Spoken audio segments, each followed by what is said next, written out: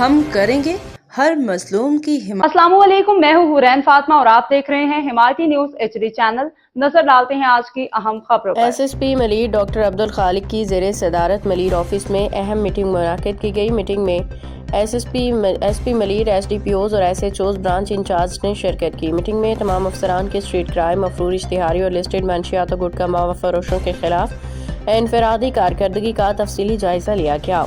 تمام افسران کو منشیات فروش اور مفرور اشتہاری ملزمان کے خلاف کارروائیاں تیز کر کے اپنی کارکردگی کو مزید بہتر بنانے کے احکامات جاری کیے گئے۔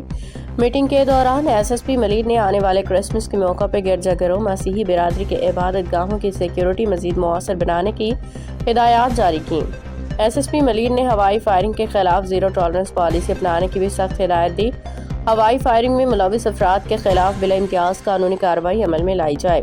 تمام افسران کو سختی سے ہدایت دی گئی کہ اسٹریٹ کرائم کی روک تھام اور کرائم پریونشن سمیت ڈیٹیکشن پہ محنت کریں۔ SSP ملیر نے IG صیب سندھ کی موجودہ کیمپین کے حوالے سے سخت سے عمل درآمد کرنے کا حکم دیا۔ مفرور اشتہاری ملزمان کو جلد سے جلد گرفتار کرنے کے احکامات جاری۔